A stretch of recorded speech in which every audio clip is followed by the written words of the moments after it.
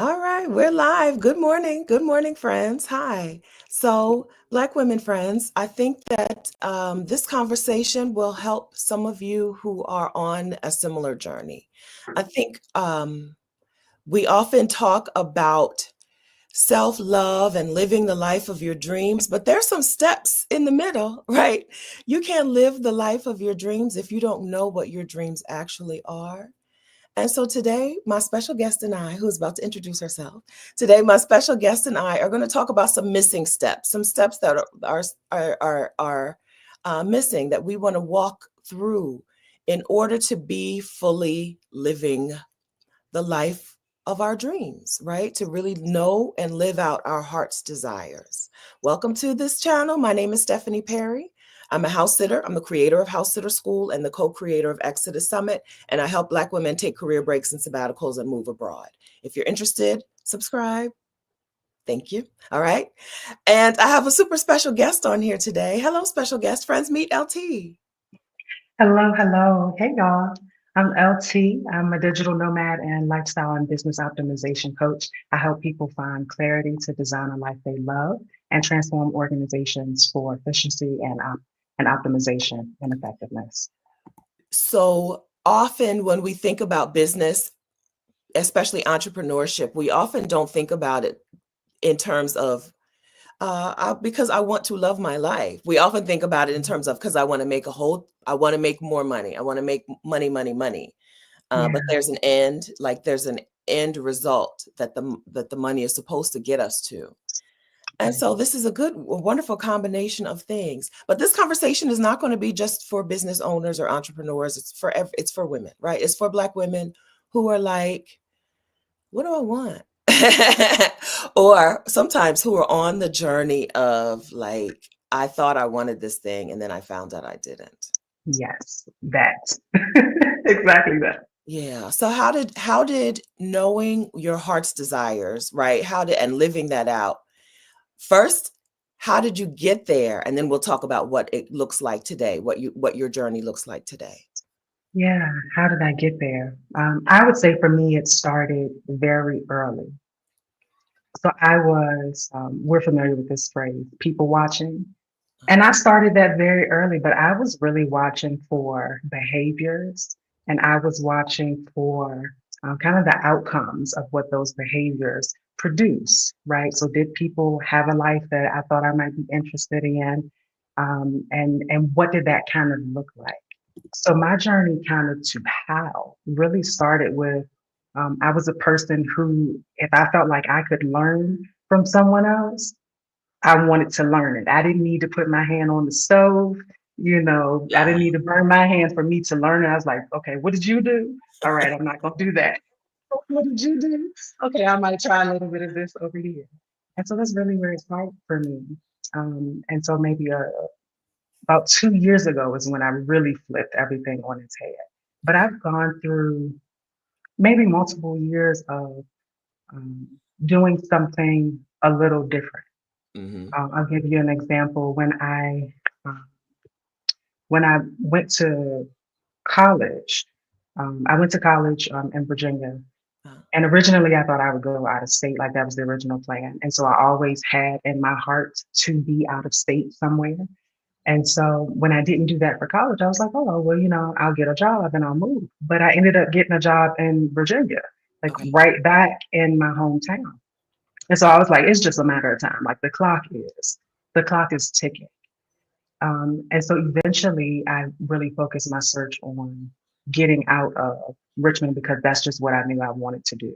Okay. And so everything kind of progressed from there. I ended up getting a new job. The job moved me to Florida, which is where I wanted to be, better weather, good food. Really enjoyed Orlando, not Disney area, actual Orlando proper, the actual city, not tourist town. And so for me, that's continued to do something, right? I'm the first one in terms of my family since my grandfather to move out of state. Oh, So that was a thing. I'm the first grandchild to get a master's degree, so that was different. My aunts, I have family who have higher education at that level, but there were just things that I consistently kind of challenged myself to do because I saw value in it in a particular way.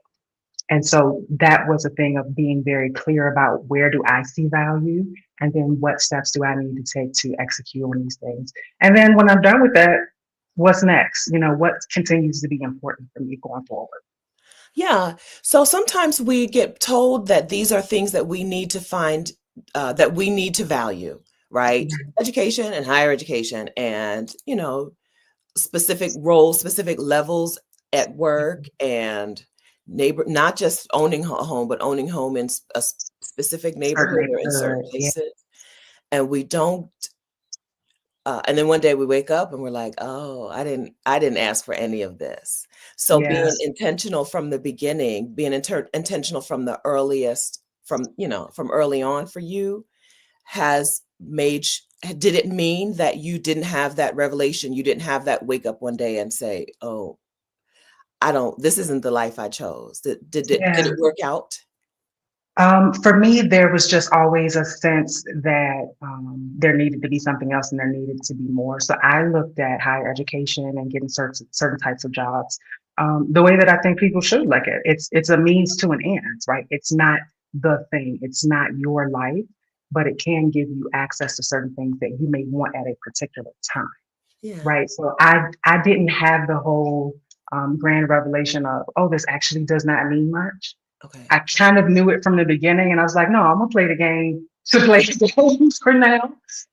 We're gonna play it to win. And I did do some winning, and then when I was done with that, I remember right before I kind of mentioned 2 years ago, so I'll talk a little bit more about that. But right before it happened, I was um, using part of my job strategy, which was networking and meeting new people and talking to people at organizations that I thought were more aligned with my values. And I had one conversation with this woman, and I went, look, I'm just going to tell you, I'm either going, up into executive level. I'm either just going to springboard from where I am, or I'm coming out altogether. That's where we are at this point. So there was always this sense of being aware, not placing my value in the particular job or the particular accomplishment. But I think you'll appreciate this. We kind of talk a little bit about being vain. And so for me, that's one of the ways my vanity shows up, not just, being attractive or being beautiful, whatever that means, for us, but also I liked being able to say, yeah, I did this thing over here, or I got this job, but that was the extent of it, and so not placing more value in that. So I did my little vain things that I wanted to do, and then when it was time, it was just time, you know. And Yeah. so that's what I did. I went ahead and just moved forward. But I remember having multiple conversations, and I said, look, I'm either going up a few levels, like immediately, and it's going to happen very soon, or I'm just going to exit altogether, and I'm getting ready to go a whole different path. And so I had this awareness of um, the opportunity of a completely divergent path. Yeah. And for me, that sense kind of started early. Before the opportunity came, I sensed it for over a year. And I did not know what it was. And I was just kind of like, where is it? What's this door? What's this Okay. opportunity? And so that's what it looked like to me. What field did you work in? What did you do? Yeah, so I have been in people development for over 10 years. So I've kind of run the gambit of HR and talent development, organizational development, change management, the human resource development arm of human resources. So a lot of people are familiar with human resource management, Yeah. thinking about like benefits and leave. Uh-huh. Not on that side. I was in learning and development and change management, the things that operate in terms of how does the organization actually facilitate the well-being and the long-term vision of how the company operates. Okay. And so you were like, either it's director level Yeah, or either we're going up, we're going up, right? Director, executive level, especially with some of the organizations that I was looking at. So I was already working in tech. I was already managing 18 people. okay. I had already gotten into the role and got promoted in less than a year, right? I had already, increased my salary and was making six figures. And so I had already hit a lot of these markers, where people are saying, oh, this is important, or oh, I want to try to do this, I want to learn this. And if that's kind of where you are, that's great. That's fine. That can be a part of the strategy. And also, when time's up, it's time to go. Yeah. So Yes.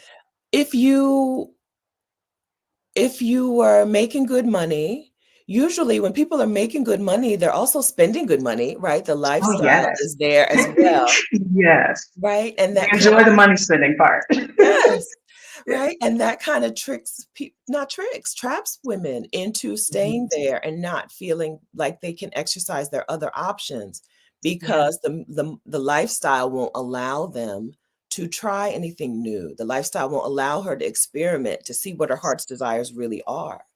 Yeah. Was that not the case for you? Were you not spending your money, your six-figure salary? Oh, I was blowing money fast. I'm good at that. I'm very good at that.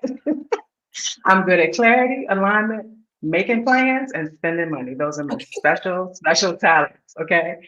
Yeah. Um, and so definitely was, spending money. But again, I think there was just this kind of opportunity. If you paid attention, so I'm a millennial, and one of the things that I had to pay a lot of attention to was how the economy perpetually changed. So every time I hit some important milestone, right? Right. Graduating college, or you're supposed to get, the first kind of big girl job. You're at the point where you can get promoted or change jobs now that you've got some other things underneath your Yeah. belt. Every single time, the economy was doing something crazy without fail. Yeah. So when I graduated college, and there's supposed to be room, right, for new graduate college graduates to come into organizations. Well, the economy was so messed up that people were not retiring. Yeah. And so space was not being created within the organization for people to be able to come in and then other people to be able to, right? So it takes longer than to get the first job. So every single time that's been the case. And so by the time I got to, where I was in terms of, being a manager in tech and making six figures and all of that, I had already gone through the pandemic as well. I had Right. already gone through a layoff as well. And Okay. I had already gone through a lot of personal grief in terms of family loss as Yeah. well. And so, what I'm looking at that moment, and my perception of it, um, my mom would always ask me, "Oh, are you still, enjoying the job?" Because she knows I'll leave. She Okay. knows I will go. So she's always kind of like, measuring a little bit kind of how I'm feeling. And I would tell her stuff. I was like, yeah, this person over here doing this nonsense. And girl, you know how they do over here with this, Uh, And so she would kind of temperature check with me. And she did it for a while. Um, and so she would say, oh, well, are you still enjoying it? And my answer to her was basically, yeah, there's part of the work that I love. And then there's part of the work that I really don't enjoy, and I don't enjoy having to put out fires. I don't enjoy, having to know when people are trying me, but I still got to be the bigger person because yeah. I'm in management. Yeah. I don't just have to be the bigger person because it's a metaphorical thing. I'm in leadership, so I need to operate differently. Mhm. And I need to demonstrate values that I talk about, but also that the company talks about differently. And so there's a different accountability in that space. And so I would tell her that essentially, I know this is where I'm supposed to be right now, but I don't want this to ever be gold handcuffs Right. for me, you know. And so I did have this kind of a watchful eye of when it starts to progress past that. This is where I'm supposed to be, but at the point where this is no longer where I'm supposed to be, I'm out. I don't What have any hesitation in me. I go. what gave you that flexibility then? Was it if it wasn't the money? Because sometimes people feel like I can't do things because of the money, you know. Other times people are like I can't do things because of the job market. So if both of those things were also in your eyesight, what Yeah, was it that made you feel comfortable being flexible, shifting, moving instead of staying put? me. I'm a person who has a strong self confidence in my ability to come up with something else. Part of that comes from building a skill set that's valuable, but the other part of that is just knowing that I make good decisions. Yeah. Um, and I believe that if I make one decision and I don't like where it's going or how it's working out, I can make another decision. Mhm. I can just, again, do something else. I can do something different. And so part of that really comes from, what we're going to talk about here today with, our three steps of really being clear on your heart desires. And that comes back to being tied to your values. I don't want to operate outside of a space that for me is not optimal. And Mm-hmm. when I say that, I mean, being in a space that's not aligned with my values is not optimal. Now, it may take a little time to navigate that, and it did. I tried when I was in that job before I left, and I do recommend that people do this because sometimes the answer is not necessarily leaving. The Right. answer may look different. And I tried that. I um, I went for three different roles. One of them ended up going to someone else, but the other two, due to what was going on in the economy, they ended up closing their positions and they never hired it. Yeah. But I was a shoe-in for at least two out of three of those because I already had people in the department. And in one case, it was the director, the senior director, and she was like, "No, I want you on my team. I want you here." And so I tried getting into three different positions. I had also pitched and created the role that I knew the company needed, right? So I made a business case to create the role and for me to be the person who was doing that. Okay. And then I was also, activating my network. So talking to people that I already knew, but also talking to new people again at organizations that I thought were in line with my values at that point. And so I had a clarity in terms of what I wanted to be doing and also what that would feel like, what that experience would look like. But clarity does not mean that you know exactly the journey, right? It doesn't mean that um, you know how everything in between is going to go. Yeah. It just means you know where you're headed, right? It means you know what the end goal and the end result should look like. And it can be better than that, but at least it should look like this, right? Yeah. You've set a standard for what that looks like. And so for me, in terms of having that clarity around your heart's desires, there were three steps. So I'm just going to give them to y'all now because Yes. we like to have our list and we like to have our steps. So the first one is to get quiet. That's the first one. The second one is to get specific. And then the last one is to get honest. And so over the course of multiple years, I think of it as, and this is really what I help people to do, is to develop a clarity practice. It's a set of behaviors and tools that you are consistently using over and over to make decisions.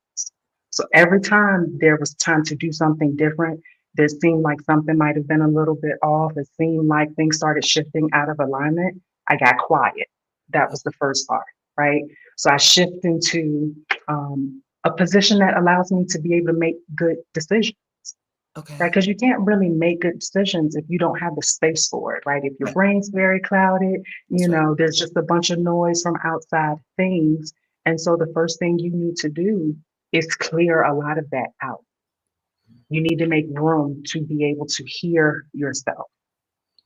And so how did you get quiet? You're in Orlando, Yeah. and you want to make this change. So what did get quiet look like for you in practice? Yeah, and practice. And it's so funny because every time I talk to a client about this and I kind of ask what their day-to-day life looks like, Uh, they have no quiet time. no, no. They're perpetually doing something, right? It's like from the time they get up until the time they go to sleep, the sleep is the quiet time. Uh-huh. And sleep is important. Don't get me wrong. I love sleep. I love a nap. But somewhere in there, right? Your how looks like you need silence, Mhm. literally silence. So that means turn the TV off, turn the music off, turn the podcast off, and get back into your own brain and body. You would be surprised how often we're constantly inundated with hearing things from people all day. Uh-huh. I get to spend time in houses with Black women, right? We go on Yes. vacations together. We do our care. We do things Yeah. together, and they're off. And all it, and that's a thing that always stands out to me. How much time we're not just Black women, but I'm with Black women. How much time we're listening to things and watching things and reading things and taking things in, Yeah. and calling that quiet time. Yeah. calling that, sometimes even calling it meditation. I turn on my music and I go and I meditate and Yeah. right. But if you're not hearing what's in here, Yeah. you're not, it's not, I don't think it counts. That's a And different it kind can be part of it, that can be part of it, but silence has to be a part, right? of And silence. so I kind of talk about silence being important. For me, prayer time as well. I spent more time over the last couple of years in prayer and just what I would call quiet contemplation. I spent more time in that over the last couple of years than I ever have in my entire life. Yeah. And in the last couple of years, I have also made more changes than I ever have in my entire Yes. life, Yes. right? And so that silence was a part of it. Prayer time was a part of it. I know my girls like journaling. Okay. So that's on the list too. Uh-huh. Journaling. I'm not a big fan of like long form and kind of sitting down. I Yeah. tried it and I never would stick with it. Yeah. But I do like to get my thoughts out of my head. And so Mm. I am a person that I would use kind of like a Google Keep as one of my like digital tools Okay. because I can access that on the laptop. I can access that on my phone, Okay. right? And so if something kind of comes to me, I have a space to jot it down. Okay. And so if you're, a tech girly and you want to use something like that, then go for it. But if you need your notes, right, you like to physically write things down, I certainly encourage that as well. And Okay. then the last one I would say is spending time in nature. Mhm. Go outside, Yes. right? We say go touch grass, Mhm. metaphorically and literally, you Mhm. know. Spend time more in nature. I also found that increased for me over the last couple of years. Good. So when my brain is very busy, I actually like to watch nature documentaries. There's something about paying attention to the natural world Yes. when things are not being forced upon it, and just seeing. For me, I think I was surprised almost at how much I could learn about what I could do differently, individually as people when I looked at how God had created things to operate. Uh-huh. And so I would just kind of look at all of these um, all of these circumstances that you're like, oh, well, how is this animal, getting food? And they're That's in right. the desert. Where are they getting water from? That's right. And you learn about all these fascinating capabilities. So not only did it give me an appreciation, right, for the world that we live in, but it was a nice way to kind of step out of people problems. Uh-huh. And it gave my brain a little bit more of, I would say, creative problem solving. I'll So your quiet time it should include some of those things. I always say that one of my special skills, one of my special gifts is that I don't think I'm special, right? I don't think I'm an exception. And I think Mm, part of that is nature. Part of that is seeing things operate in nature and being like, well, it happens here, it happens here, it happens here. I'm yeah, no different from that. yeah, I think it's wow, Danielle. Somebody in our community is house sitting right now, and she was like, she just saw a dog go after a deer, and the deer was like, "You're little. I'm not afraid of you.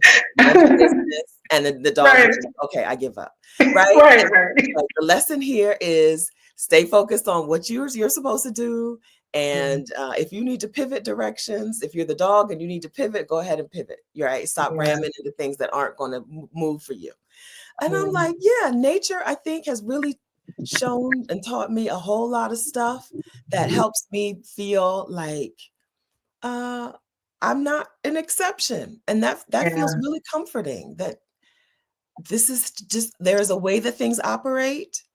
There is a flow, there are cycles of life.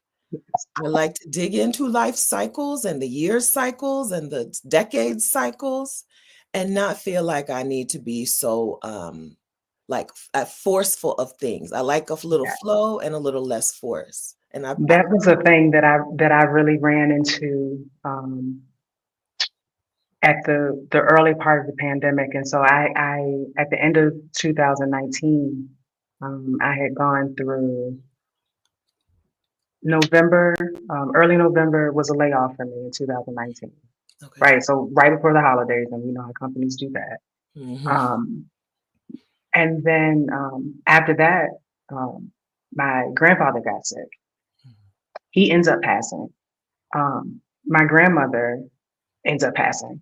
Oh, right? And so I'm rolling right into 2020 with like this massive sense of grief because these were two incredibly important people to me. Like I have probably five favorite people, and they were two of yeah, them, right? yeah. And so that was just such a big. And then of course we're hearing like murmurs, right, of COVID. We don't know what's COVID yet, but we're hearing murmurs, we're hearing things. Uh-huh. And so I proceed to end up going through most of 2020 with this grief, right, of the job market too, because even though I have great names on my resume, every company was like, stop the press. We don't know what we're doing. We don't know what's happening in the world. And so I watched interviews drop from my calendar like flies, Yeah. you know. And so there's this one point where I'm talking to my mom and she's like, and I'm in Orlando. I mean, I'm still living in my high rise, my luxury high rise and all that. And I'm not excited about being there at that point. But she's like, oh, well, you can move. And I was like, no, it costs more money to do that too. I might as well wait it out. And in one conversation, she said something very similar to what you're saying. Um, but she just reminded, she was like, don't forget it rains on the just and the unjust. Yeah. And it was like, I knew that, right? Like I grew up in church. And so I knew that. Mhm. But somehow it hit me differently at that point. It was like somehow I wanted things to be different for me. I wanted, COVID to not go the way that it went for me. Or I wanted that time period to not go that way.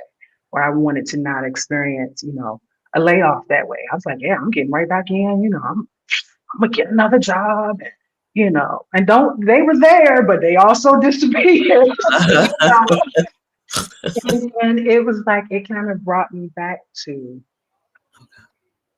like, okay, sure, you're everything that you think you are, and also you are human.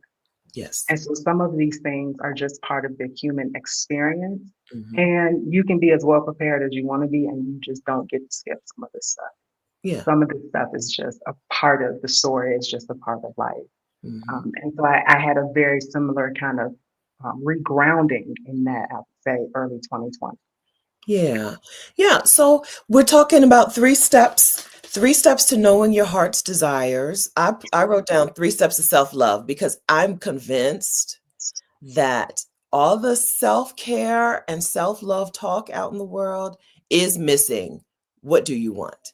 It's very prescriptive. It's very a lot of the talk in the world is here are the ways that you can become XYZ. But maybe I don't want to become XYZ, right? Maybe I don't want a better paying job. Maybe I don't want whatever the things are that people are saying are the keys to self-care and self-love and whatever. And Mhm. how do I even know what I want for myself? And so knowing your heart's desires is missing from all of the conversations out there, I think. Yeah, because we're running after what everybody else has said that we Mhm, should have, right? mhm. We're running after, what we used to call the American dream, which to me is dead. I don't know how other people feel about that, but I you do. ask me, that's done dead over. That's been buried for a while. Mm. And so I think sometimes we don't, right? Again, getting quiet. We don't create space to to consider Yeah. what the other options might be. But then part of that, and this isn't like an official step, but it is a part of the process. Once you start considering something, you have to also go through the process of challenging it Okay.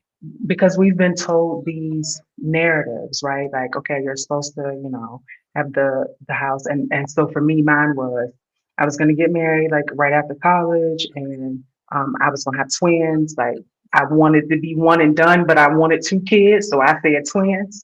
Okay. Okay. I had worked that math out. Um, Strategic.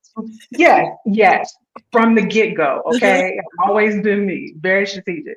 So twins, and I knew exactly what type of ring I was gonna have. Okay. Okay. And the people that I dated knew exactly what type of ring they would have to. Okay. So Okay. everybody knew what the rules were, right? Mhm. And I was gonna have an SUV because I wasn't gonna be, a van mom. If you got a Okay. van, Okay. Not a okay, that's station your thing, wagon. but it's not. Nope. You got the SUV. Okay. And I was gonna have a 5-bedroom house, right? Because you need separate rooms and stuff for the kids, but I wanted an office and I needed a 2-door garage. So I had everything mapped out. Yeah. Okay. And I never, it took me a while before I challenged the concept of, do I even want this? So there's the initial consideration of, do I even want this? And then you start to challenge the notion of what you said you want. Yeah. And that's where people kind of get into the tension of it, because it is challenging things that you've been told or that you've seen. You Mhm. know, almost everybody in my family, is married and got kids, and people went to school here or there and did these various different things, and so I'm like, the last of the Mohicans over here, with what I'm doing. But um, that started with thinking about, do I even want it, and then if I did want it, what would it look like? Okay. Did you challenge that? So most of the young women, when growing up as a young woman, most of the young women I knew who had that vision for their life got it in some way, Got it? Yeah. right? Because you can force, Oh, I love it's you, never friends, I hard. love you, but you can force your way into that light. You can kick Yeah. that door down and say, Yeah, and men are not complicated. They're not complicated. so how did you, It's so not hard. when did you start challenging it? After you had I drew this picture, right? Had this Yeah, vision. When did you start challenging? Is this really what I want? I left I guess somewhat long term 3 year relationship, Mhm. and after I exited that, because essentially I ended up exiting because I saw the person as a risk, and that's one thing about me. I have very high self preservation, and Okay. so at the immediate point that I saw him as a risk, I was like, all right, see you later, Okay. A bye. risk to your A future? risk to my future. Yeah, a risk to my future. Yeah, because I always, and even still at that time, I was still very much so like, oh, corporate girl, right? I was going to go over here and climb this ladder and do these things, and and so even though I had not reframed what my future would look like, I saw him as a risk to that particular future, and and to my well being in that future. But love And so I conquers all, left. LT. Love conquers No, it all. don't. No, it don't. I never believed that. You got to make some money. We got to make some money. Life costs. I already, already told you. Life Oh, costs. Everything costs. Love is not enough. You're going to get on my nerves. I'm going to get on your nerves. We're going to need a lot more than that. We're going to need a lot more than that. Okay. So I've never thought it, never believed it. I believe it's part of it, but I think about it like a recipe, right? If you take one thing out, then it's off balance. hmm, And again, I'm about alignment. hmm. And so, no, love is highly insufficient for Yeah, me. yeah, yeah, yeah. Yeah. I, And so that's where it kind of happened. So I kind of went through this long period of, not being a rush again. Men are not complicated. So, I yeah, mean, they're always there. they out I there. just they're there. And so I didn't feel the need to, for a while, I still wanted what I wanted. I just thought it might take a little time. Uh-huh. Right. And so I didn't completely come out of the, no, probably not, no kids, probably not married. And I would say even now I'm probably like 90-10. So it's like 90% no and 10%. Well, if I figure something out, then maybe we can talk about it. You're in your 30s though, yes? Yeah, So you yeah. don't know. Okay. Yeah. Yeah, so I don't see it as an impossibility. I see it as not a priority. And that's kind of the difference. But as soon as you tell people like, oh, marriage isn't a priority, your children aren't a priority, they're like, oh gosh, what, what do you care about? Living well, being a good community member, contributing, whether that's, in communities that I visit as a digital nomad, at church, children. I like to contribute to other people's kids. I think kids Uh-huh. are important, Uh-huh. but Yes. I don't need my own in tow right Yeah. now. That's not the plan. That's So not the plan. quiet, speaking of the first step, getting quiet time Yeah. is a thing, is a Right. necessity when you have a vision or an idea for yourself that is different from what all the messaging is telling you you're supposed to want. I Mhm. think it's almost impossible to reject the mainstream way of doing things, right? The main street way of doing things, the Black excellence way of, it's almost impossible to reject some things when you're not giving yourself quiet time, because Yes. all of the talk, all of the conversation is not even just telling you to want these things, but assuming you want these things. Right. And And all of society is set up for it. So mhm, and I'm not just a digital nomad, I solo travel. Hmm. right? And so even in that, everything is like pairs. You Yeah. know, your dining experience is set up for 2 to 4 people. Yeah. Events or tickets that you want to get to things. And this was the bane of my existence, buying concert tickets. And I'm like, yeah, just give me the seat. Just Yeah. give me the aisle seat. I don't need to be in the middle of anything. And Ticketmaster would block you purchasing one ticket on the aisle. And I'm like, why would you do that to me? I took it personal. Why I'm would you do that I'm to us? in. Yeah, I'm paying, and if you want one person to buy a ticket anywhere, it should be one. Like logistically, that actually does not make sense to me. Why would you want me to split seats? Just let me get to my corner and enjoy my concert.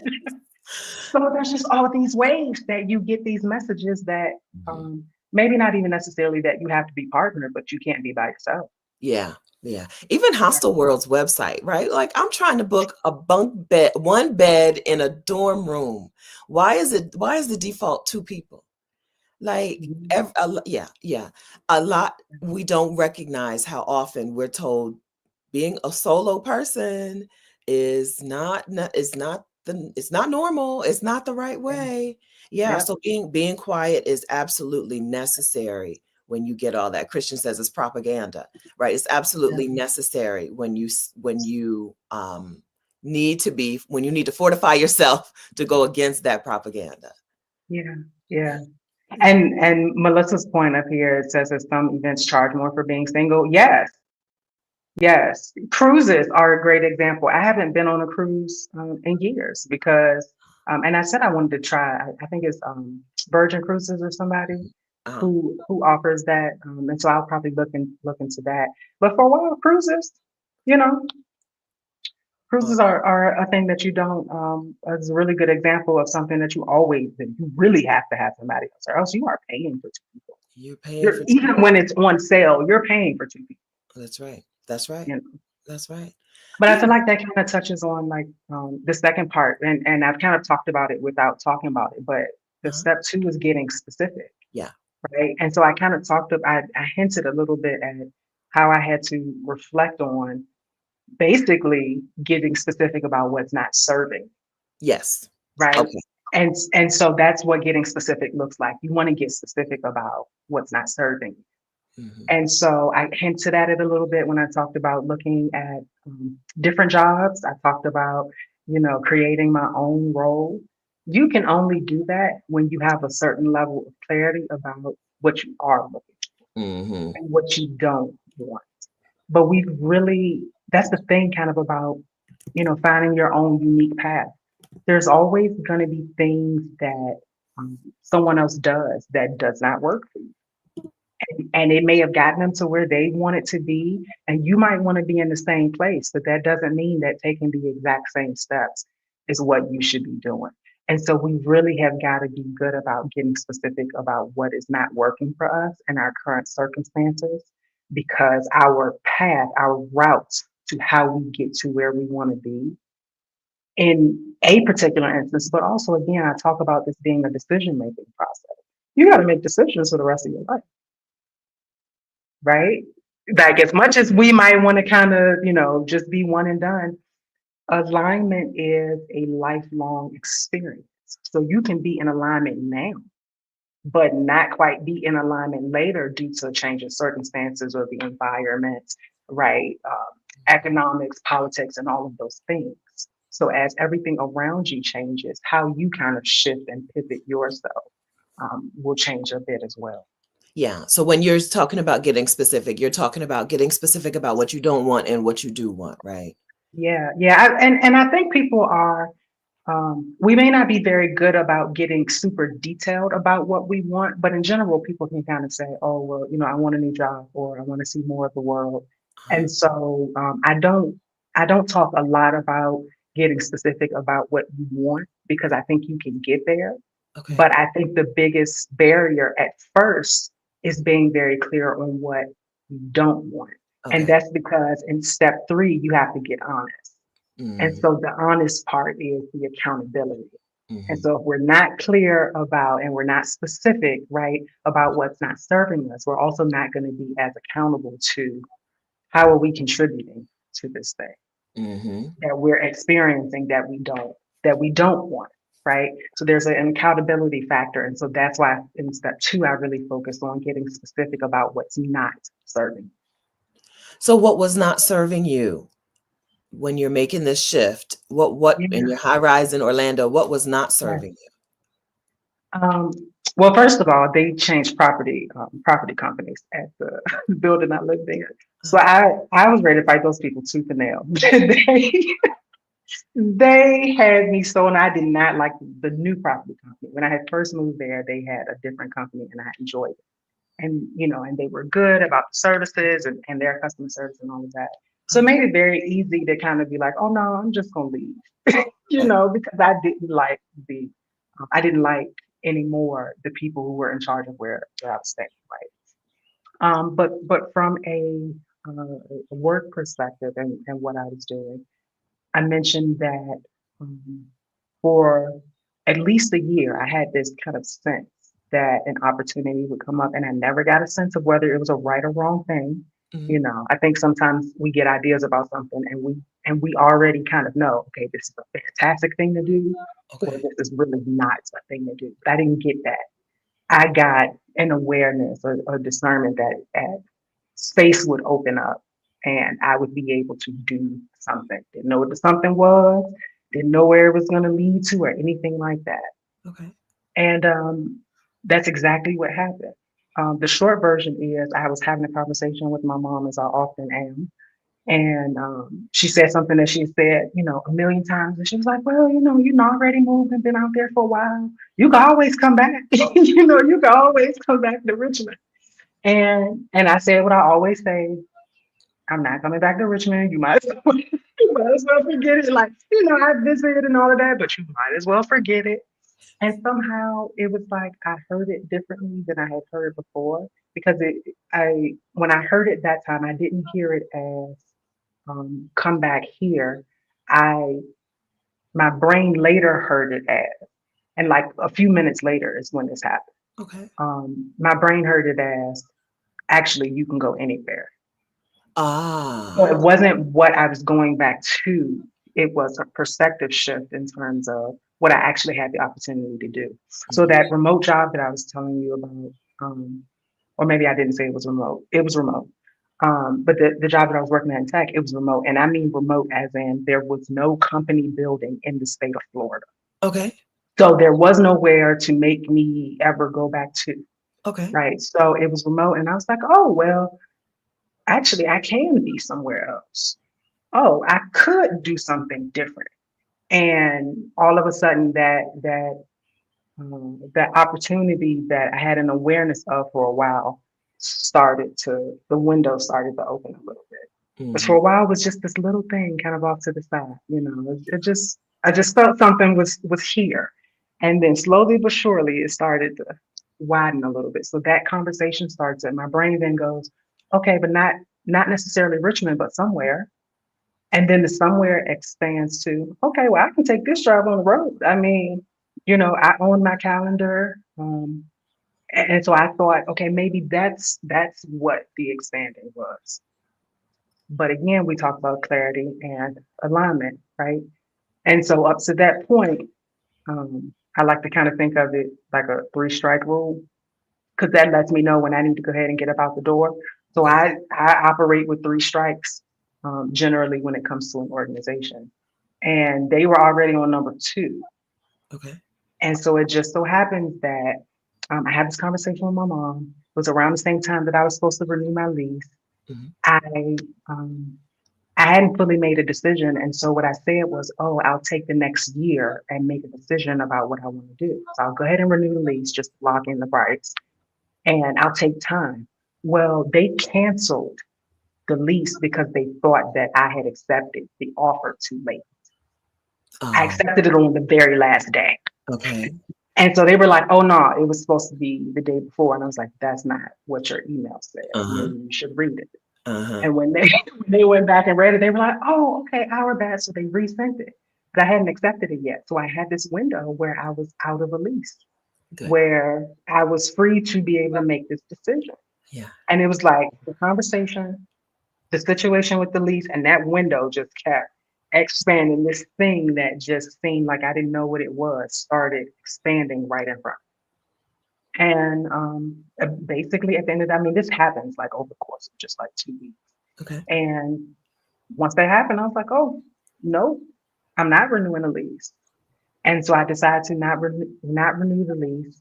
And I'm just gonna, now I'm gonna be a digital nomad. I have this remote job, and it pays well, and I can get rid of, the apartment. And I can do this, and I can do that, and that's where I can start to have even more freedom and stuff with my money, and I'm making good money, and I can spend it differently, right?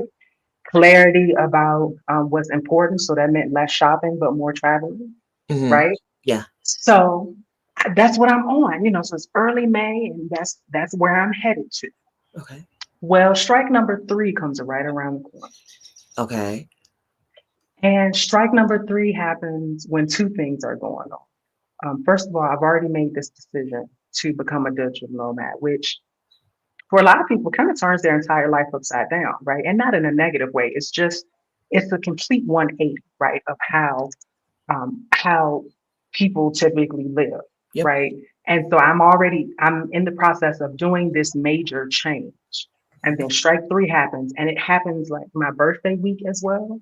And so there's this little extra, you not finna mess with me kind of going on, right? Hmm. That's just what was going on. And so those two things together, I was like, oh, this is strike 3. So I think I only took a day off because I was trying to, I'm packing. I'm packing a, 2-bedroom apartment that has multiple closets and they are full. So Uh, I'm yeah. packing everything up. Um, and all of this happens at the same time. And I'm just like, all right, now I'm out. So Okay. I get rid of the apartment. I put the 2 weeks notice in at the job. And I'm like, I'm really out here in these streets. I'm really going for real. Okay. But that came from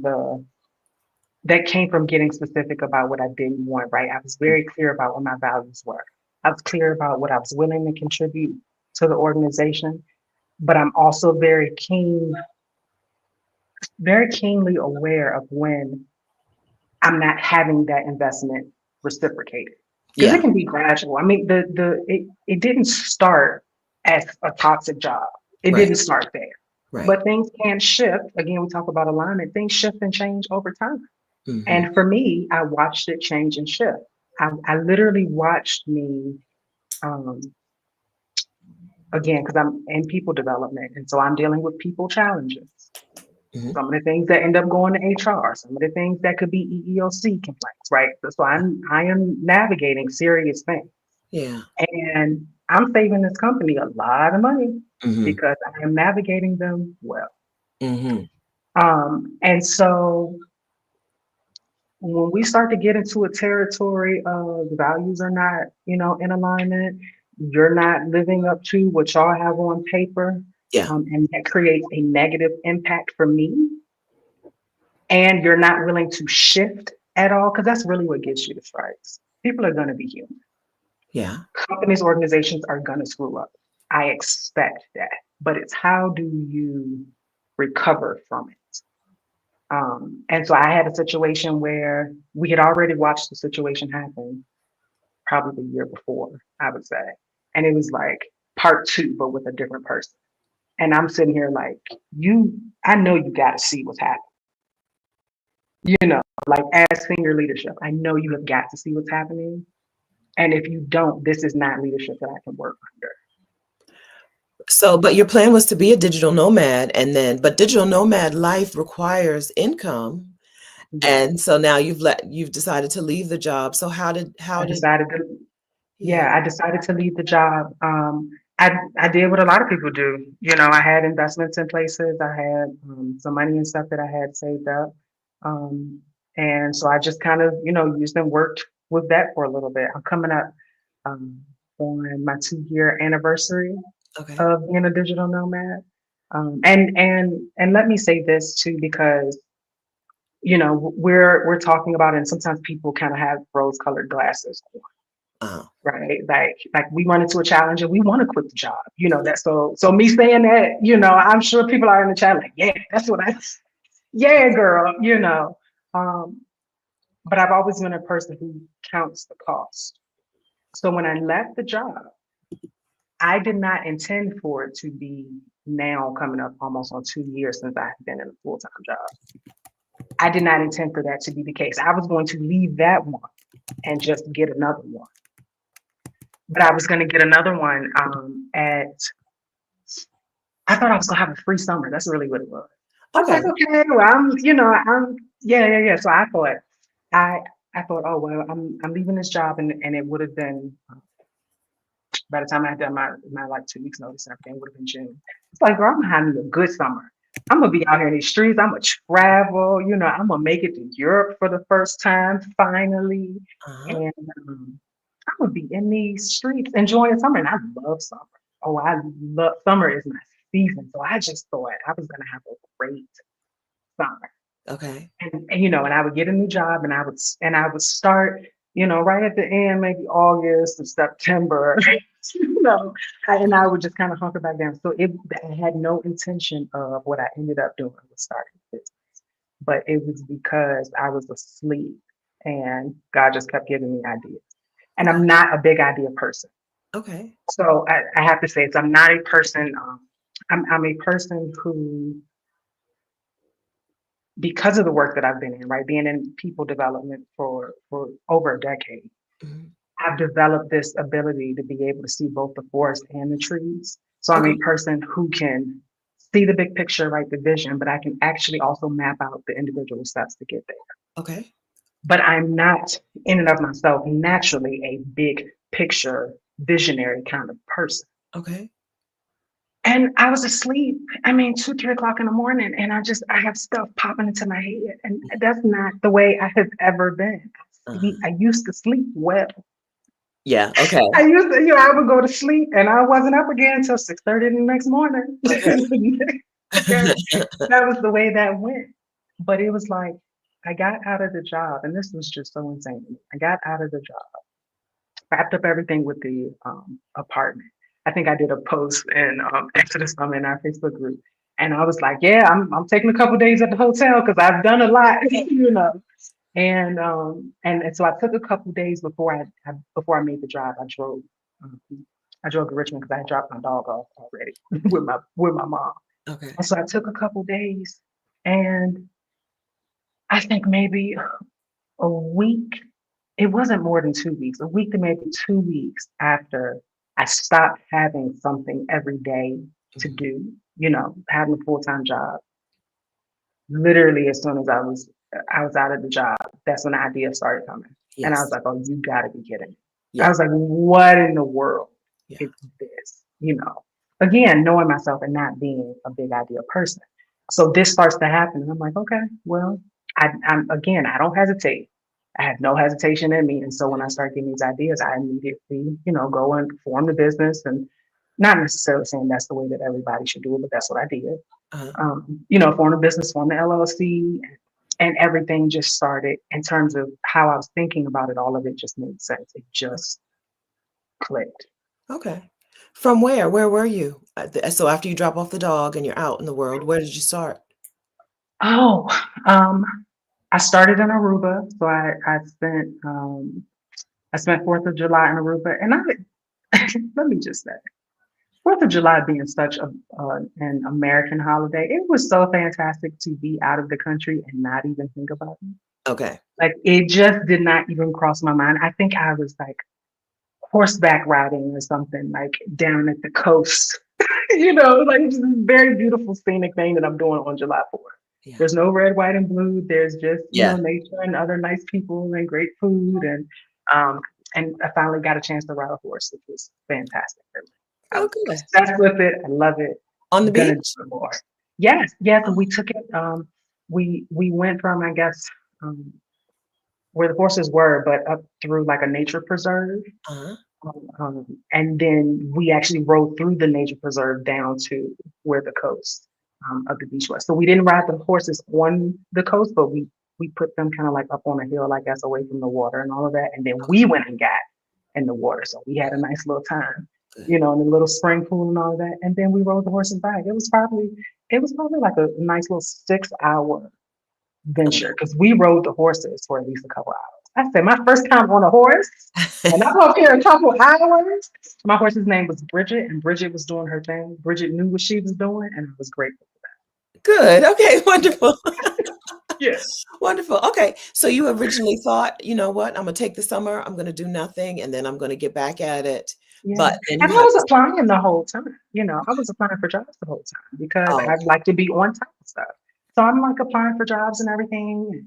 okay. And this was the earlier, I think the earlier part of before people really knew how bad the job market is. Like people understand now. Mm, But again, if I work in tech and I'm working in these organizations, I was already targeting organizations that were in the early stages of what we're seeing now, okay. right? So that would have been my market.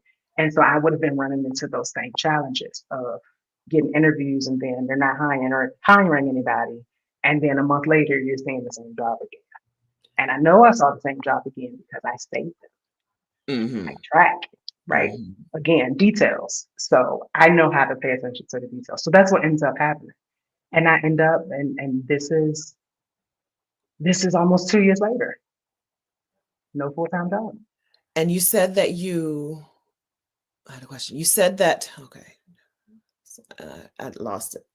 It was about, let's see. Hey Zane, I see you in the chat. Hello, friends. Oh, I didn't say hi to everybody or anywhere at it. We just got started because listen, I was moving too Just got right fast. into it. So hello, everyone, and good morning. Good morning. Nice to see you all. Hello, hi, Hey, friends. Yeah, okay. I don't know. I feel like it was a good one too. Okay, so we it'll are. come back to you. It will. So we're out uh, in the Caribbean and we're traveling. We're Yeah, applying for jobs, and then we applying for decide to start jobs. the business. Were you?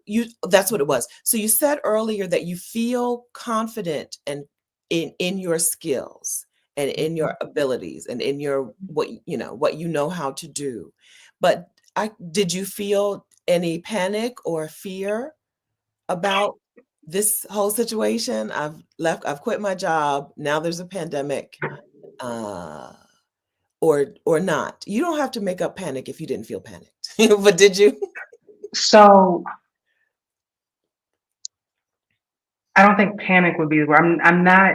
I'm actually very good under pressure, so I'm not generally a person who panics.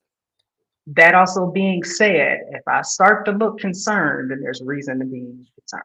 Okay. Okay. Okay. Um, I went through my first year of business the way a lot of people go through their first year of business, which is you have a business and you don't make no money. Hmm. Yeah. And that was my first year of business. And so right around the 6 month mark, and having been someone that the only time I had ever been out of work was the pandemic. Okay. That Okay.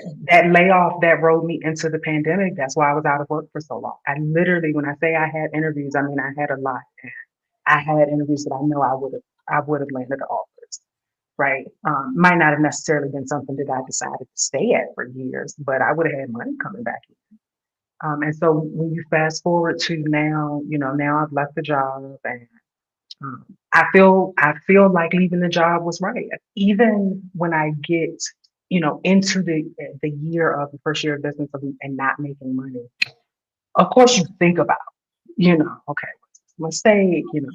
Did I kind of jump the gun? Was it ego? And all of those things. And every time I thought about it, I was like, no, I'm still right for leaving. I'm right for leaving. And so probably about the 6 month mark was when I was holding my breath, you know. Okay. And I don't like that. I don't like that feeling. And so I kind of oscillated between, yeah, it's fine. I'm doing all the right things. Because I also do photography and so like I do UGC, content creation. Uh-huh. And so I was like, oh, I can pick up, some for them. I'm always at restaurants. I'm always recording. I'm always taking pictures. And so on my Instagram, you'll see a lot of those things. And I think I have an interesting perspective. So I was like, this is something definitely. But nothing, when I say nothing was moving, it was a year of nothing moving. Yeah. And so it wasn't quite panic, but it was a lot of conversations and prayers and quiet contemplation about, I feel like he told me I could do this and I'm not understanding why it's not working, Yeah. you know. And so when I say that again, we you should have clarity, and the clarity and alignment is about kind of what you see at the end of the line, but you Right. won't always know all the steps in between. Yeah. And so Right. that was part of the path. And I was like, oh God, if you told me it was gonna go like this, you know I wouldn't have did it. You know I would not have done it. Okay. If you told me this was going to be the journey, okay. You said, look, we're gonna come up out of Egypt and we can go to the promised land, but you ain't tell me about the desert in between. I don't like this. Right. And so if you had told me about the desert in between, I would have been like, no, we need to do something else. we need So, to, so you we took need to our take a different route. you took our Get Your Next Three Clients challenge a few not too long ago, earlier this year. Can you Yeah, tell us what you focused on in the beginning of your business, and yeah, was it getting clients? And the first year of business for a lot of people is focused on things that are not going to get you clients or money. Was that the yeah. situation? So the first year for me was um, again, like I start and actually I don't think I had told you all this. People have wanted me to start a business for a long time because everybody just thought I would do well. Okay. Same way everybody wanted me to play basketball for a long time or on track because they're like, oh no, you're built for it. You can do this. And I literally said no to all of those things. So the fact that I have a business is like news and also not news. Like it's news that I finally did it. It's not news in the way that a lot of my family and friends for a long time were like, no, this makes sense. We don't know why you haven't done it yet. Okay. So the first year of business for me looked like still applying for jobs because I didn't know whether I was starting the business to actually do business or if I was starting business to already have it in place. I think sometimes there's times when we get ideas about something and it just needs to be set up and it needs to be positioned so that when the opportunity comes, you're ready to maximize on it.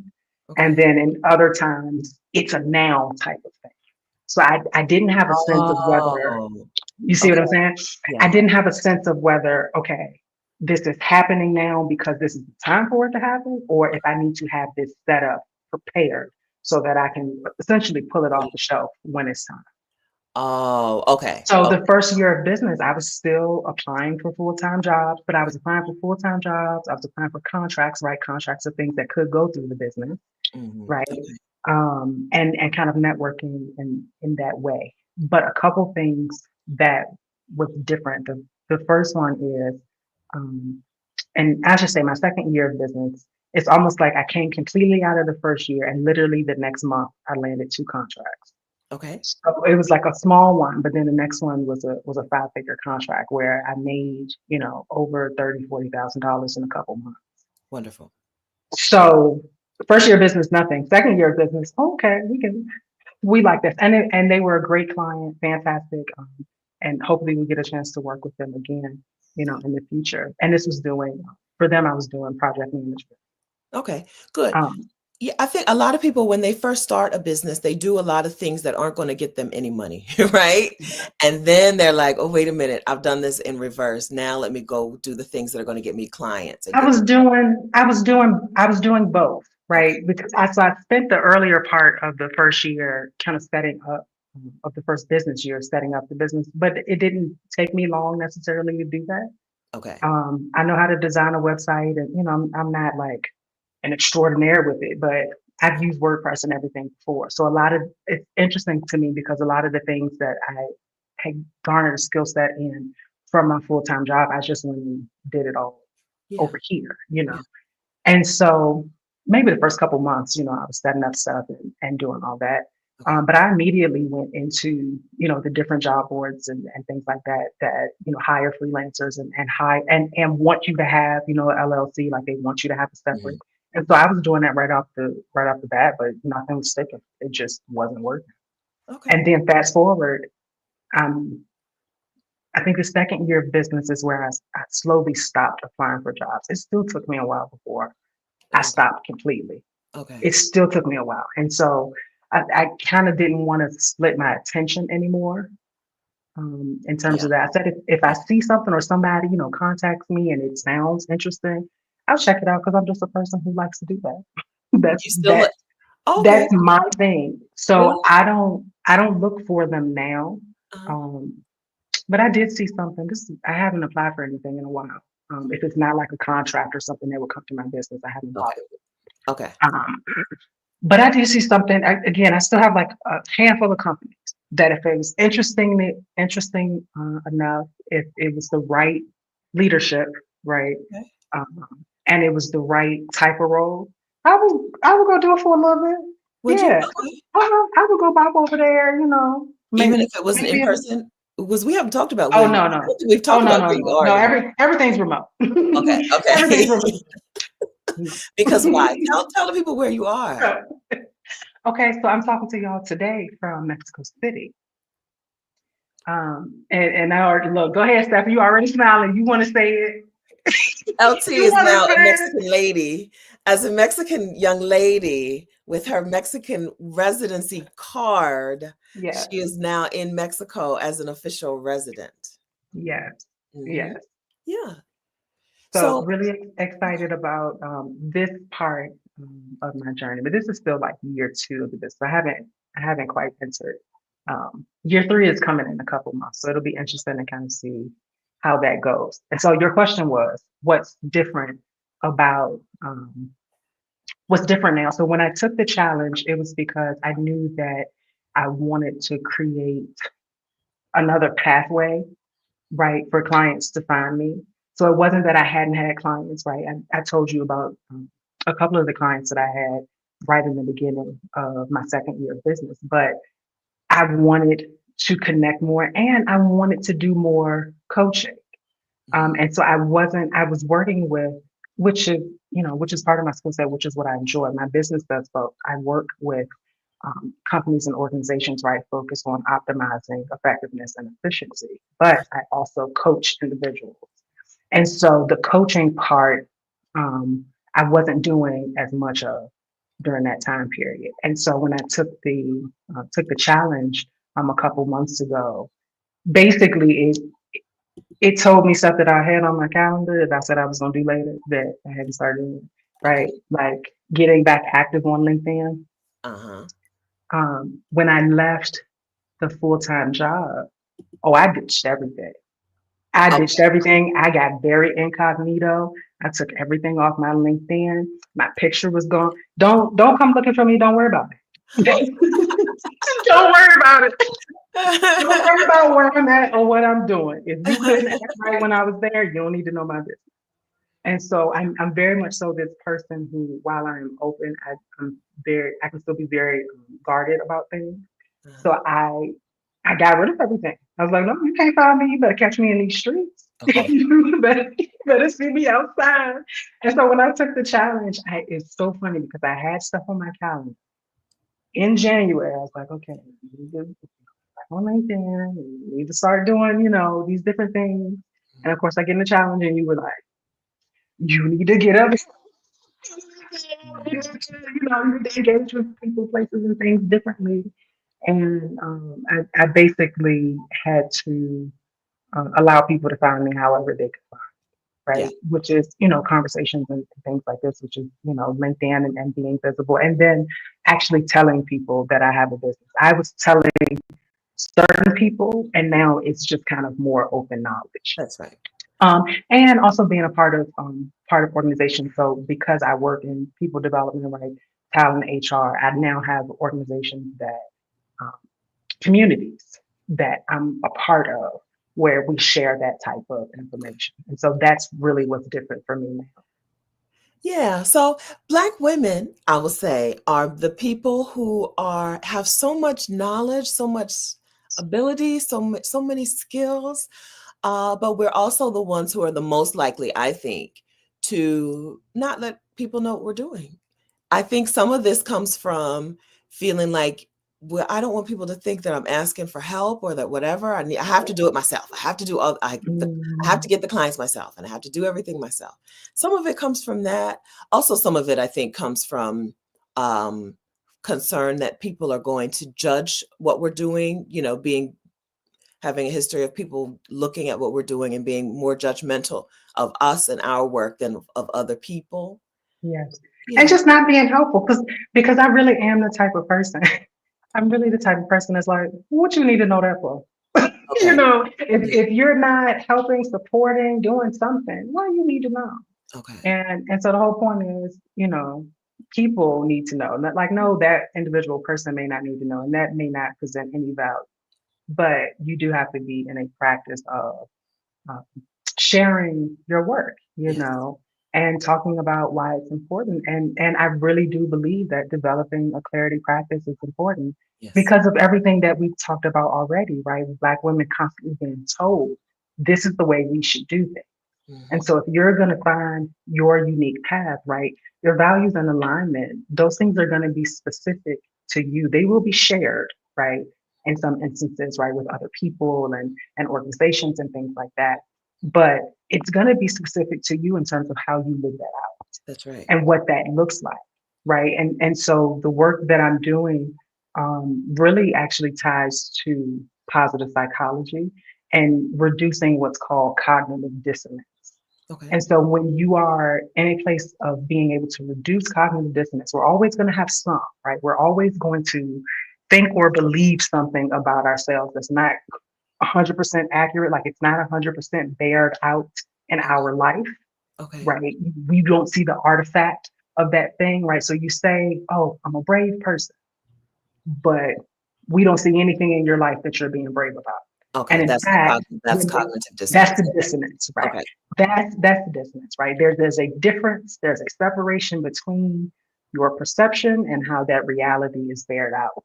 Okay. But the difference is when you can reduce that, when you can reduce that cognitive dissonance, it actually helps with your decision making. You are actually more trusting of yourself because exactly what I say, I live my raps. So the thing that I say is going to be in alignment with what you see me do. Hmm. So you help people get clarity on this and you help businesses. Can you talk about the coaching arm of your business? Can you talk about who you like to coach inside of your space? Yeah, so I offer coaching to Black women who want clarity, alignment, and an action plan. I'm not about thinking about it, I'm about getting it done. Uh-huh. That is the focus. You are action oriented. My clients, I've talked about a clarity practice, and really what you walk away with as a client is a life skill. This is something that you use over and over again because you will need to make decisions over and over again. So for this community, you all are making decisions about, do I stay in the US or what does that look like? What is my relationship to where I live and how I set up my lifestyle? What does that look like? And there's a lot of examples in the community of what it could look like. And yet and still yours may still look different. And yet and still yours needs to be aligned to your values, right? It needs to be aligned to what's important to you in your life going forward, right? And so if we talk about, and this is where the getting honest part comes from, if we talk about, um, I think well-being is important. So I'm going to move to Thailand. Yes, I'm not saying don't move to Thailand, but I'm also asking you, where does the cognitive dissonance here? Are you investing in your well-being where you are? Are you taking your PTO? Mm. Are you going for the walk? Do you do your yoga or pull up your YouTube, and do your little fitness or whatever it is you want to do, right? And so that's what a lot of that looks like. So when I talk about clarity and alignment and having an action plan, it is for the fact that you will constantly need to make decisions over the course of your life. And so from a coaching perspective, I work with Black women who want to focus on clarity, alignment, and then taking action, right? Having a plan. Yes. Yeah. Sometimes we get caught up in the thinking about the things when the solution is not in your head. Right. It's in the action. The answers. The answers are in the action. But it It's a stalling tactic.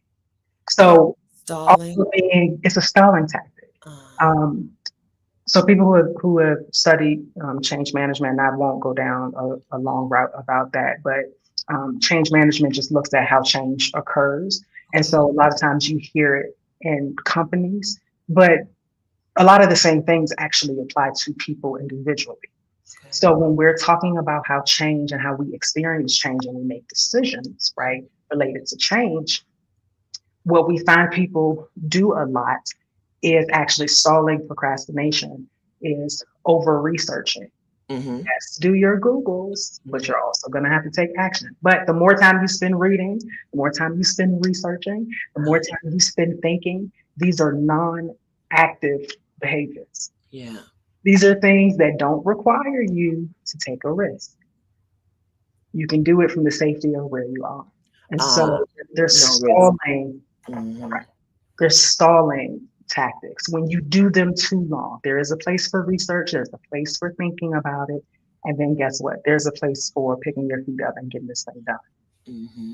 And so that's where I work with people when I see that you've shared the clarity sprint. So I can talk a little bit about the different offers. Sure.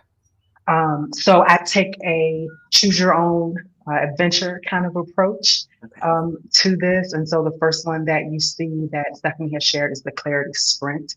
This is for people who say, I can develop my own plan, but I need help getting started. Ah. And so the Clarity Sprint is designed to be fast. It's designed to be quick. We're talking 2 to 3 weeks, right? Kind of based on scheduling. You develop your own plan, but I'm there to help you get started. And that looks like defining your goals. It looks like identifying your roadblocks, and it also looks like setting up your priorities. You'll then take those tools and resources and you say, look, I got the plan from here, but I needed a jump start. That's what the Clarity Sprint does. The second option to choose your own adventure is the coaching experience. And that one is more of kind of complete guidance. So I would say it's the clarity sprint plus value alignment, which I've talked a lot about. And we develop your action plan together. So you won't have to take the tools and resources and then go off on your own. We'll do that part together. And when we do that together, I will focus on efficiency for you. That means getting what you want in the most efficient way possible, right? Okay. And so that's the coaching experience. Okay. The last one is exactly what it sounds like, and it's an intensive deep dive. The intensive deep dive is a concierge style 3 month tailor made for transformation. Okay. So I'm going to walk you all the way through from vision setting to long term sustainability. That Mm-hmm. means it's the coaching experience plus problem solving support. It's also going to be midpoint check ins and recalibration because sometimes you have to pivot inside of your pivot. You've got to shift again, as well as having me as a personal accountability partner. So we're going to have accountability partnership between the sessions. Yes. And I'm going to be with you really personally as a concierge, right, in lockstep with you. And so if any of those three things are what you are looking for your coaching experience, you can book that right on your own. Stephanie is sharing the links. Yes. So you can either use those links or you can go to prettyparticular.com with no E, or use the links in the description or chat here. And schedule and book yourself today. You can do that right now. And when you schedule, you will actually be scheduling our first meeting. So I like to share this. It's on the website, but I like to share this because sometimes when you have like a longer term commitment, people are hesitant to schedule because they don't know what their future schedule looks like. So when you schedule on the website, you're scheduling our first meeting. Okay. And when you schedule our first meeting during that time, we're going to sit down, actually look at the calendar, and then determine when each next meeting works best for you. So don't worry about future commitments or anything like that. We can sort through that together. Okay. Phyllis Ross wants to know, what is the typical age range of your client base? Yeah, so I have two answers to this. I focus primarily on millennials, Gen Xers, but also entrepreneurs. So entrepreneurs, obviously, that's any age. Okay. Um, Here's the second part of that answer. I am talking to the women of Exodus Summit. Yeah. You guys are special, and here's why you're special. You're special because you are more action oriented than the sort of general broader age demographics. That's right. So my website is set up to market toward the sort of general broader audience. Okay. But in this community, if you all are ready to take action, you want concierge style support and service in Mhm. terms of getting your transformation, right? Getting your clarity and alignment specific to your values, because that's the distinguishing factor, right? Yes. If that is what you are looking for, then I'm for you. Yeah. Yeah. So you're right. The women of Exodus Summit are we vary in age range, right? The age range is 30s to 70s or 80s, right? But there is a commonality in that they are ready to take action and have a history of taking action towards the things that are going to bring them what they want, what we want in our lives. Yeah. Can you how did you get into how long have you been around the Exodus Summit space? How did you do you remember the first the Yes, first I summit know you exactly. okay. Okay. So I've referenced a few times this kind of 2 year period of where I was. So when I was in the remote tech job, Uh-huh. I their PTO was set up that it expired, but it didn't expire like at the end of the year. They gave you like a couple more months at the beginning of the year to be able to use it. Okay. And so I was getting ready because I had not transitioned to a new job yet. I was getting ready to go ahead and use my PTO. It's either pay me out or let me, you know, use it. So I was looking for Black women who were traveling to some of the countries that I was looking at traveling to. I Uh-huh. was going to use my PTO to go out of the country because I like to travel. Yeah. So I said, oh, well, I'm going to look at, Panama and Costa Rica. And I think there was a third place. And so, Okay. of course, I get up on YouTube and I'm looking for Black women who are talking about these places. Uh-huh. And who do I find? Lo and behold, it's Stephanie Parrott Uh-huh. talking about how she wants to move to Costa Rica. Mhm. So I was not looking to move. I was just looking for, people who had been, Black women who had been in the area and what their experience was. Mhm. And I said, oh, well, who better than to listen to than a Black woman who is talking about moving to this place? Because she's really going to know, what the experience is like longer and more day to day. And so as I'm watching some of your videos about Costa Rica, of course, you mentioned Exodus Summit. And I'm like, oh, I don't really like being on Facebook, but I like what she's talking about. I like hearing about these Black women who are doing these things that I'm doing, solo traveling. They're more interested in seeing other parts of the world. And Mhm. I'm like, I've always been interested in seeing more parts of the world and I'm working on it. So Uh-huh. let's go, let's do that. So I joined Exodus Summit Facebook group. Okay. And so from there, you all really ended up being kind of like a part of the journey that I was on, right? Like I'm already headed this direction. And then I come across women who I get to hear their stories and I get to share my own, as well as experiences. So, Yeah, and then so we yeah. just caravanned and got our residency cards in Mexico together. That was in March. I'm saying back in March, like it was such a long time ago. That was in March, and so you It had does feel long. it does feel like time is funny. But Yeah. yeah, so you had an opportunity to hang out in close quarters with some women from the Exodus Summit space and see Yeah. what it's like to have women who are like interested in some of the same stuff. Different women, different age groups, different from different Mhm. parts of the country. But like, here's the Yeah. thing I want for my life. Yes. I want to be free to move around, move about the world. I want to experience myself. Like I want to live and get to know myself. I don't want to focus on hustling and grinding until my last days. Right? It's nice to see the women inside the community and be like, "Oh, there's more people like me."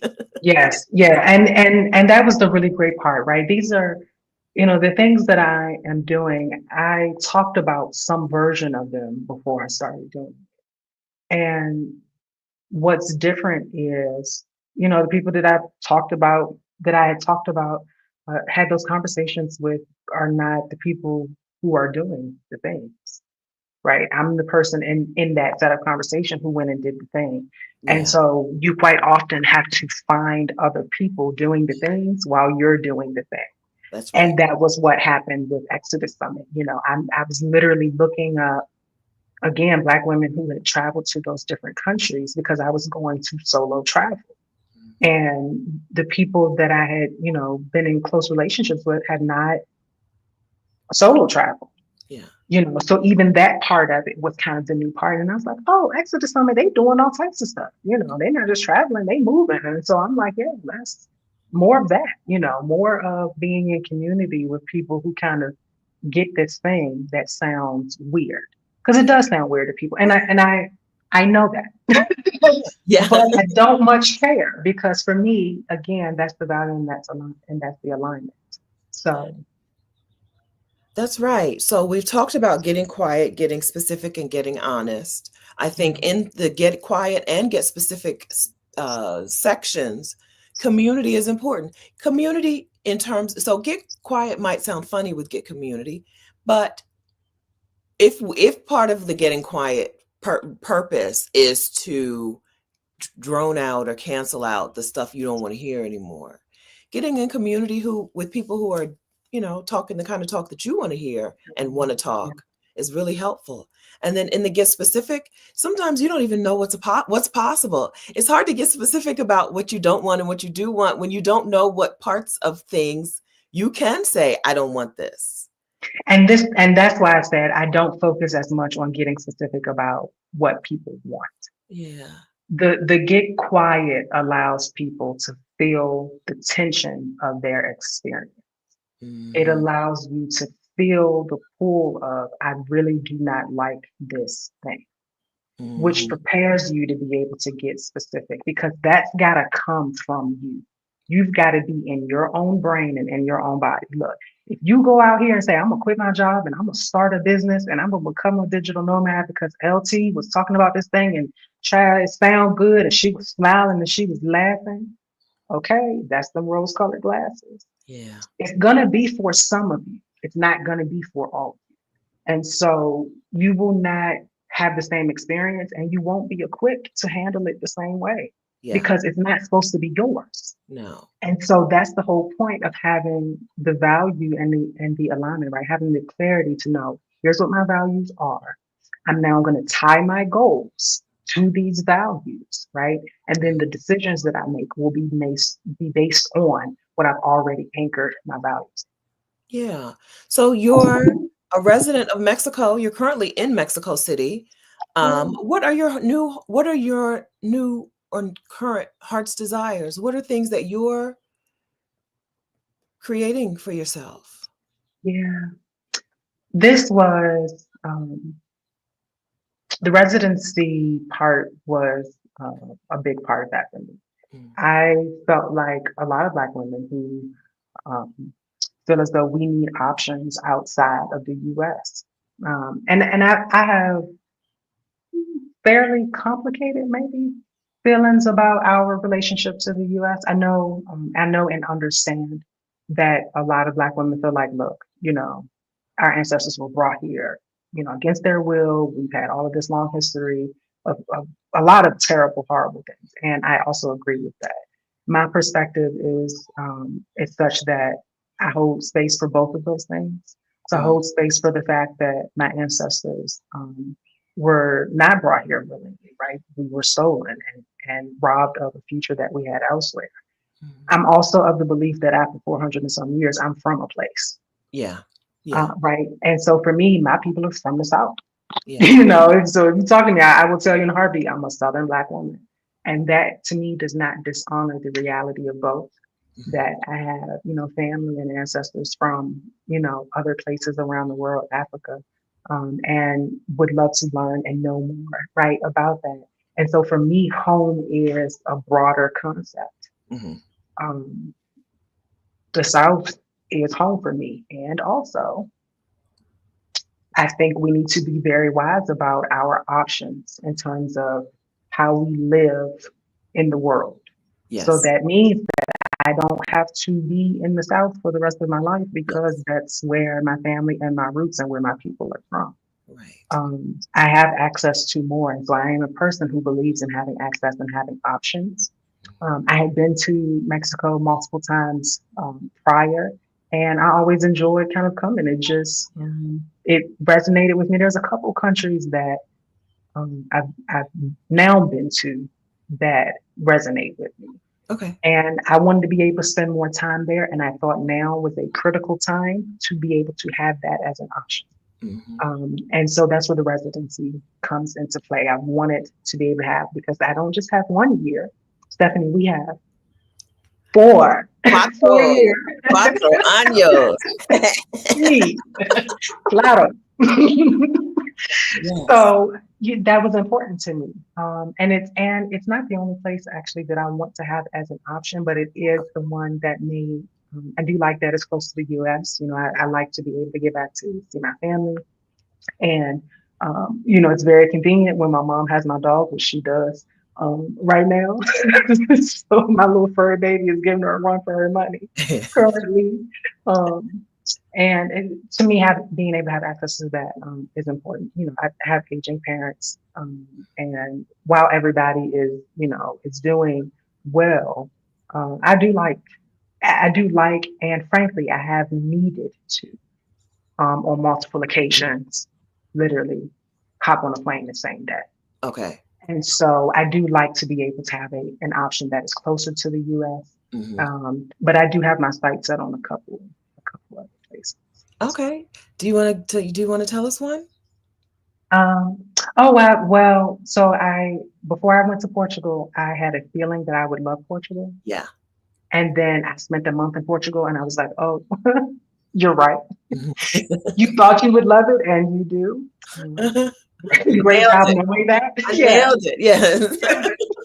So Uh-huh. good. Uh-huh. Yeah. So I knew right from the beginning that I would like Portugal. And I don't really know why I knew that, but I knew it and it was right and I had the best time.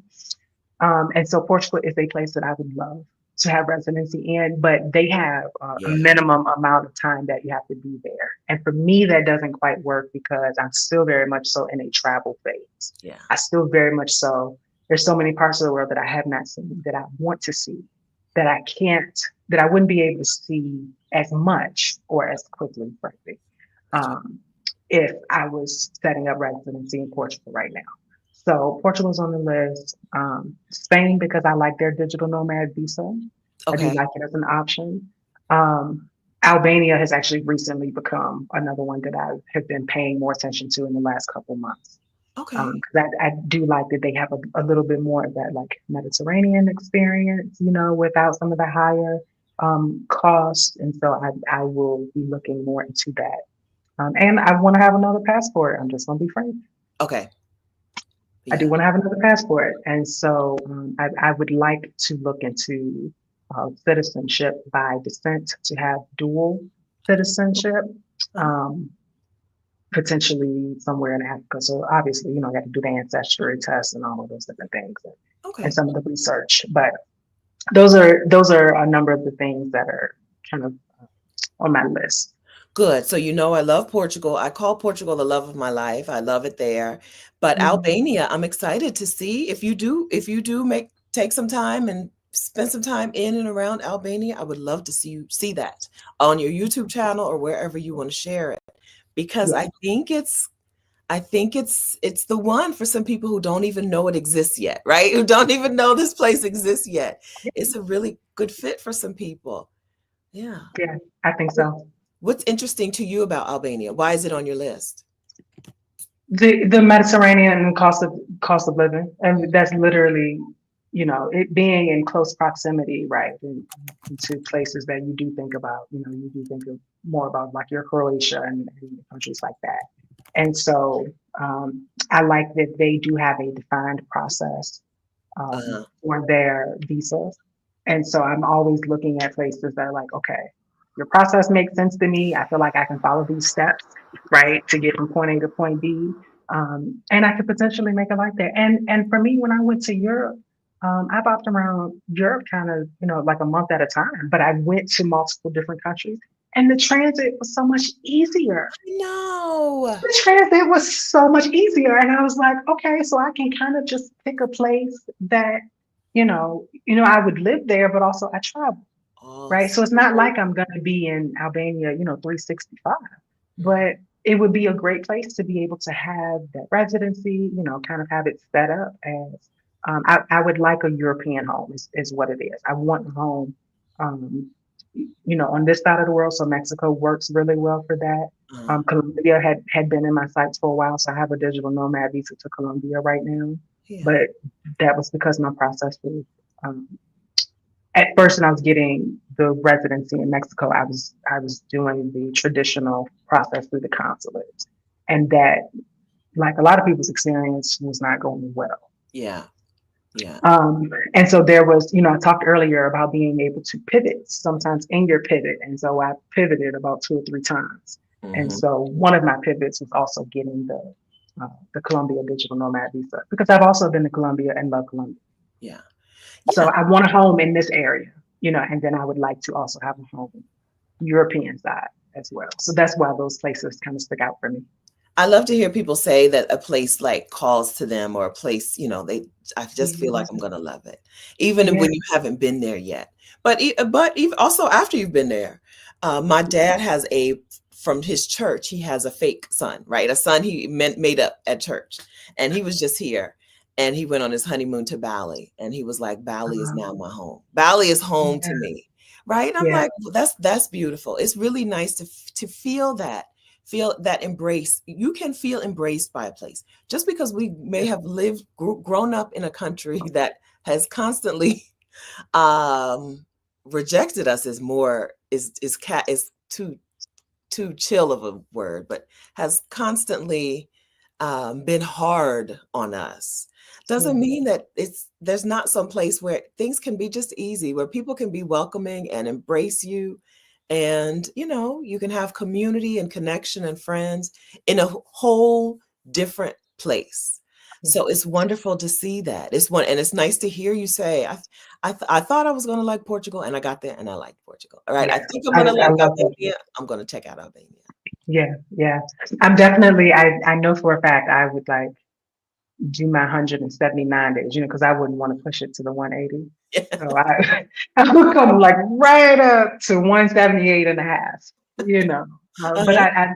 I literally, I know for a fact that I would love to spend, that type of time there. 'Cause I went to multiple places. I stayed in Lisbon, I stayed in Porto. I went out to Mafra. I stayed in El Vaz, right? So I went to some of the smaller, towns as well, and then just kind of visited places in between. And then from El Vaz, I went over to Sevilla, Spain as Oh, well. So again, it's like we're kind of talking about how easy it can be to go from place to place and see more of the world. And so that's why, Albania is on my list, because I can still, I can take trains to places and it's easy to fly. And, the flights aren't thousands of dollars like sometimes they can be in the US. So yeah. Okay. it shocked me to get to Portugal, and there on Instagram there was this little tiny town that had umbrellas in the sky, right? Umbrellas. Sometimes in Mexico they hang the little flags. Uh-huh. In Portugal they had umbrellas, and I wanted to go Yeah. see it. And don't you know, there was a train. It was like a little itty bitty town that is not. Somebody had just put up a little art installation, but it wasn't a place that you would think you could just hop on one train and get to. But man, Yeah. I hopped on one train and got to the little town. So in Portugal, small town life, you are still very connected to everything else, Yeah. without driving around and having a car, and And that. it's just beautiful. I mean, like as a country, it is stunning. Yes. If you're a person who likes architecture, you have that. If you're a person who's very drawn to just natural beauty, right, and nature preserves and all of those different things, yes. It's beautiful. And with And kayaking on the open ocean, I mean, ooh, like I live, I yes. live. And they believe in decoration. Like, they believe in making things beautiful on the outside Yeah, for no reason other than they want it to be beautiful, right? yeah. And those beautiful tiles and all that. I just loved it. Yeah, I literally cannot wait to go back. good. Good, good. Yeah, Portugal. So there are so many places that I think we haven't yet talked enough about. So we've talked enough about Portugal, but I can't wait to hear what you have to Yeah. say about Albania and any other place. Yeah. But back to a place that we've I'm talked. sharing about Mexico City. So I am Good, sharing about Mexico City on my YouTube channel. good. Y'all subscribe to my YouTube channel. She is new and growing. So Yes. come along for the journey. I will be Yeah. sharing. I have been sharing. I've been spending a lot of time at the taquieras. So y'all will see more content about the taquieras. Good. And anytime I travel, I love to spend a lot of time at museums. So you all will be seeing some, kind of day in the life and museums and all of that. And of course, I'm going to continue to talk about clarity and alignment and getting in action. Action. Yeah. Okay. Wonderful. Thank you very much for joining us. Is there anything that you feel like we didn't cover that you're like, listen, we can't close without saying this? Um, I I think we have talked about 3 steps, right? So Yes. getting making sure that really you're taking time to get quiet, you're Hmm. getting specific, and you're getting honest, right? And the honesty, I mentioned it, but it really is focused on your accountability, right? And I did a quick little video on this earlier this week Okay. about stop lying to yourself. Yeah. That's where you're getting honest, right? So the lying to yourself looks like not just being honest about, what you want, but being honest about how am I contributing to this. That Mm, means when you feel like it's time to do something different, pick up your feet and start doing something different, mm, right? It is not any of our fault that, the US operates that it does, all the isms that we run into. But we do have a choice in terms of how we engage these things. yeah. And it's very important to not forget that you are an autonomous person Mhm. and you can decide how you want to engage these things. And so if I have not said that enough, I think that that's important. We have autonomy despite the racism and the patriarchy and the misogyny and all the other things that try to tell us otherwise. And so use your tools and your resources. And that's what the coaching and choosing your own experience, right? The sprints, the experience, the coaching experience, and the intensive deep dive. These are tools and resources for you to engage, to get forward and get clear about where you're headed and to get there. So let's go. Let's go. Let's go. Yeah. Yeah. So the day that I decided that I was going to drive the boat, right? The day that I decided I was going to exercise agency over my own life, everything changed. Yes. I can't, I would not, could not go back to um, a life the way that I was living, which was,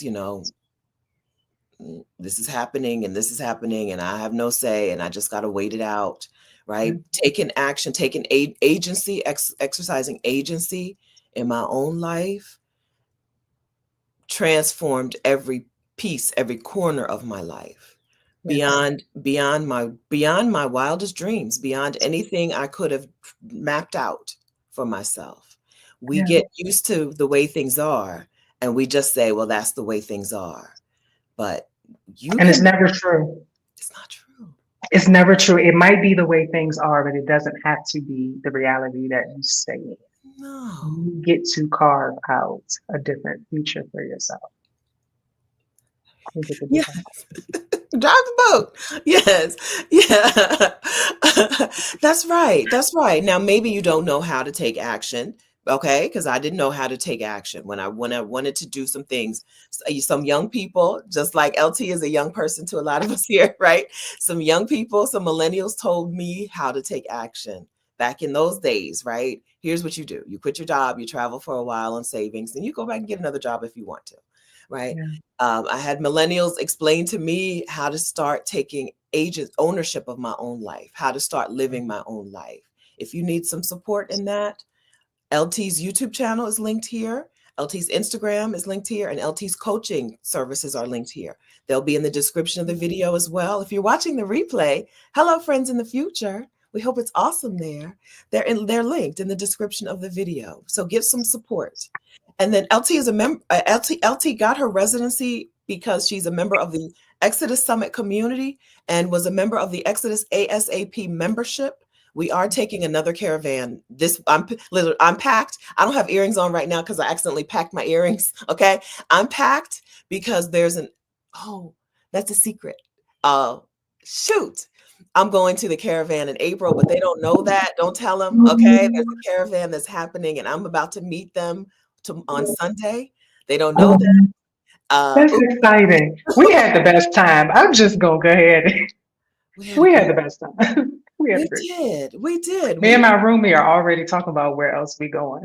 Oh, that's good. Sisterhood, right? Sisterhood. You don't know where it's coming from, but you put yourself in a place. You put yourself in position to get it, right? If you need connection and community and you don't have it, put yourself in position to get it, right? So that is a thing that the Exodus ASAP membership has done. There's a caravan happening in this weekend and a caravan happening Memorial Day weekend where we're getting our residency visas in Mexico. So I'll link to that in the description as well. The Exodus ASAP membership and also the Exodus Summit community. Why did I say that? All week I've been saying spill the beans, and you know they watching. No, they're not. I think they're not watching. They're on their planes right now. They're on their planes. Here. Somebody's here. Because I know I watched a video from the Wi-Fi on the plane. So some of us. Oh no! Somebody's here. Well, I'm joining the I'm going to pop in on the caravan, and then I'm going to take the May caravan. Okay, so this is what's happening. We're executing agency. We're taking action in our lives. And if you need some support, LT's links are here for you to also get some support. I don't know. I tried my best. And you were so close. You were so close, Stephanie. They won't know. Don't tell them. Don't tell them. They won't. They won't know. Oh no. Oh, this is Felicia. What did I tell you? She's the one. I told you. Somebody's watching. Felicia is the one who's Felicia is a member of Exodus ASAP, and she's the one who spearheaded this April caravan.